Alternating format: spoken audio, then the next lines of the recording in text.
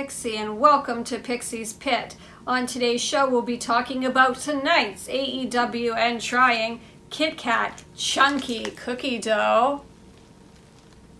We also have Trolli Sour Trees. We have Jolly Ranchers Holiday Shaped Gummies. And we have Peep Snowmen. Alright, so let's start with the Kitkat Chunky. So here it is. Let's cut this open. And let's have a look at it. Alright. So it seems to come in 3 pieces here. So I can show you. There we go. It's quite thick or chunky. And I usually find with these that the most stacked piece is usually the middle one. So let's start with that, and I'll take a bite and show you the cookie dough.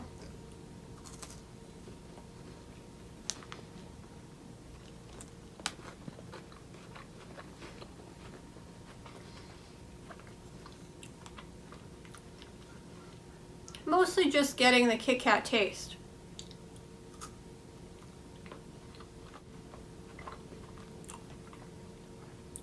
A little bit of a cookie dough taste. I do like it. It tastes pretty much like a regular Kit Kat with the addition of a little bit of cookie dough. My only criticism is they should have put much more cookie dough in there because it's a very faint taste and the actual Kit Kat taste really overpowers it. It is good though, can still somewhat taste the cookie dough, would give it a 7 out of 10 horns in the air. Alright. Trolli Sour Trees. So these look quite bright and colorful. Let's open them up and see what we got.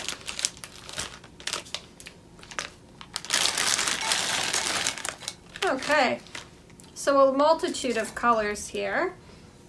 You got a pink, a red, a blue, an orange, a neon green. Let's see if there's any other colors in there I'm missing. And a yellow, yeah. So I'm wondering if they all taste the same. Let's start with this pink one.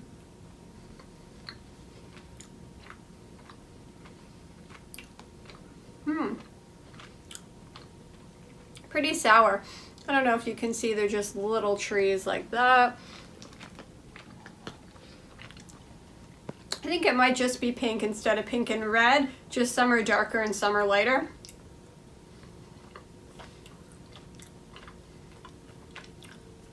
So far, pink and blue taste exactly the same. A little bit sour, not too sour though. I'm going to add the yellow just to see if they have the same taste.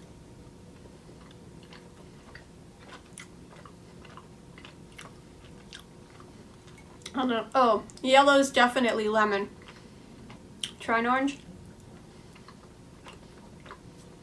Orange is definitely orange and lemon's definitely lemon. And green.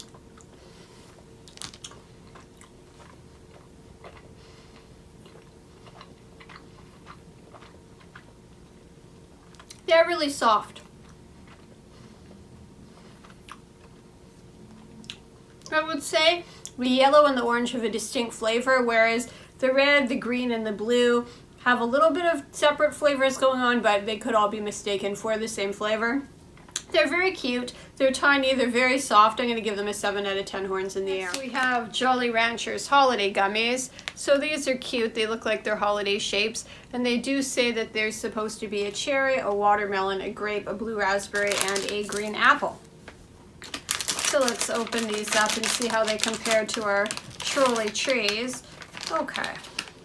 So let's see, I'm going to just sort of put them up in a way where you can see all the different graphics on them. So I'll show you for comparison just sort of what they look like in the bowl along with the Trollis. And then I'm going to show you also in my hand just so you kind of get an idea of the overall patterns. I think the blue one and the orange one are both sort of snowmen. This green one, I'm not really sure, kind of looks like a Jolly Rancher mascot. And maybe a reindeer. So this is kind of what we're looking at in terms of shapes and color. So they are a little bit larger than the Trolli ones, and they don't seem to look as sour as those just from the coating.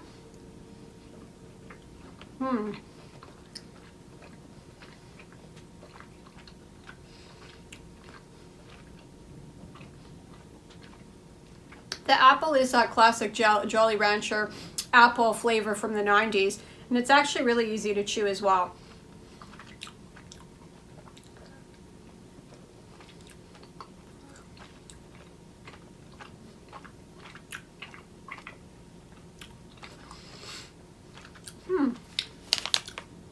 This must be the watermelon.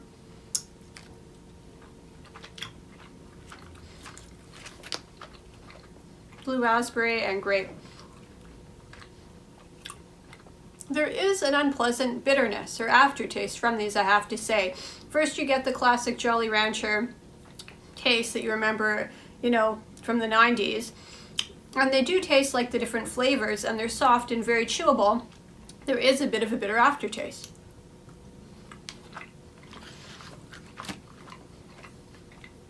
I'm going to give the Jolly Rancher gummies a 6 out of 10 horns in the air.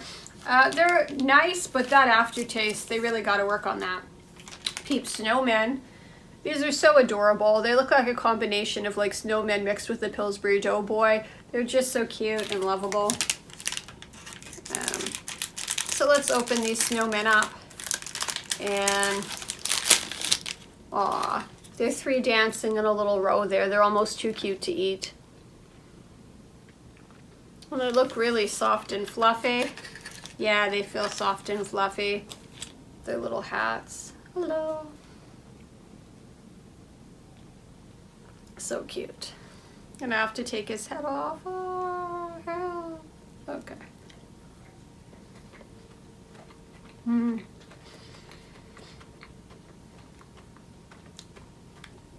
Light, fluffy, sugary.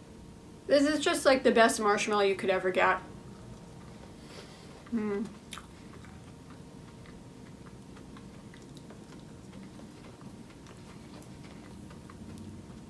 going to give that a 9 out of 10 horns in the air. I think that Peeps rarely disappoint. They're always fluffy. Some of the nicest, fluffiest, softest marshmallows you'll ever find with the cutest designs. And also that little bit of granulated sugar coating is nice. These aren't flavored Peeps, they're just regular Peeps, but just the way they're executed in terms of design and in terms of taste, can't beat that. In Wardlow, the conductor of violence, symphony of power bombs versus CM Punk. CM Punk chants are heard throughout the arena. They lock up. There is a headlock by CM Punk. Wardlow hand strikes, kicks to the midsection, stomps on CM Punk's spine. Wardlow kicks CM Punk in the stomach and punches his face. Punk kicks Wardlow in the leg and tries for the GTS. Wardlow tries for a powerbomb, but CM Punk rolls out. Wardlow elbows Punk in the chin, smashes his back. Wardlow throws CM Punk out of the ring. Wardlow rams CM Punk into the turnbuckle. Wardlow throws CM Punk off of the top rope. A roundhouse kick by CM Punk. Clotheslines to Wardlow 3 times by CM Punk, but Wardlow does not even move. A springboard clothesline from Punk off of the top rope. A knee strike by Punk. Powerbomb by Wardlow. A second powerbomb by Wardlow. A third powerbomb by Wardlow. A 4th powerbomb by Wardlow. And a 5th powerbomb by Wardlow. Wardlow steps on CM Punk's chest for the cover, but MJF says no. There is a 6th powerbomb by Wardlow, a 7th powerbomb by Wardlow. MJF clears the timekeeper's table, and Wardlow drags CM Punk out of the ring and powerbombs him through a table as MJF looks on and laughs. CM Punk makes it back into the ring by a 9 count. MJF says, powerbomb him again. CM Punk uses an inside cradle for the win. MJF pushes Wardlow and says, Wardlow, you never win the big match. Wardlow starts crushing MJF's fingers, but the chairman, Sean Spears, intervenes.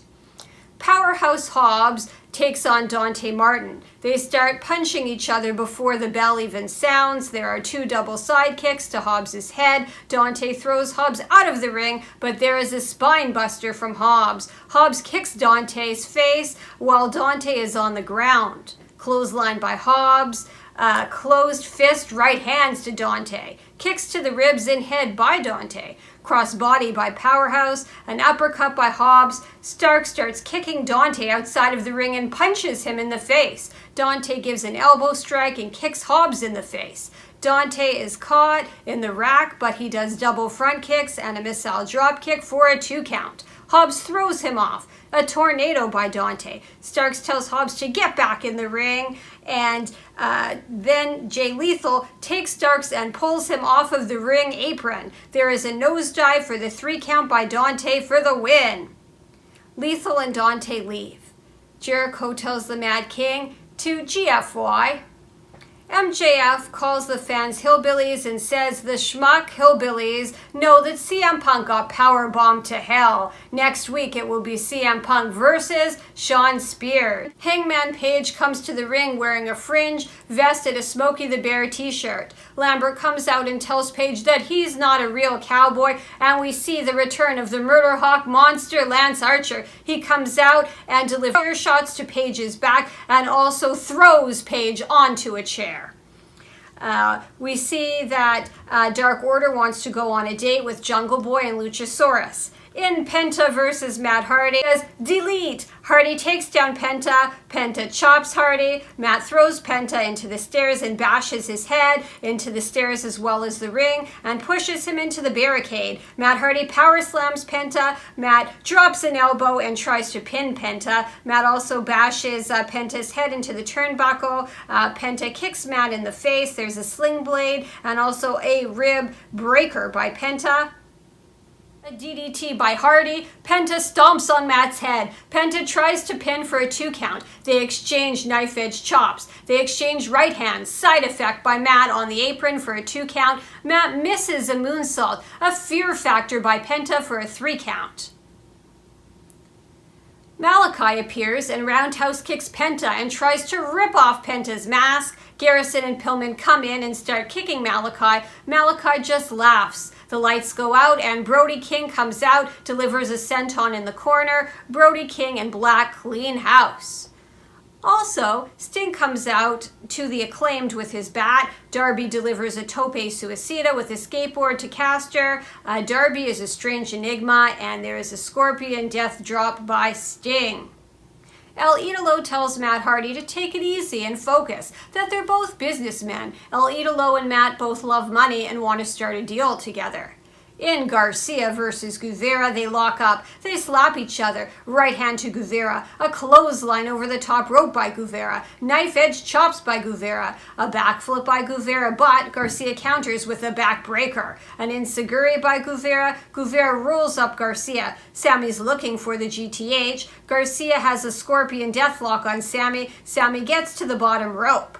Crossroads by Guevara for a 2 count, a sleeper hold by Garcia, a pile driver by Garcia for a 2 count. Guevara gives a kick to the head, 2.0 come out and they jump Jericho, they throw him into the barricade. There's a knee strike from Guevara, a GTH by Guevara for the win. 2.0 attacks Sammy and Jericho comes in with Floyd the Bat. The Mad King and Jericho argue and push each other as the show ends.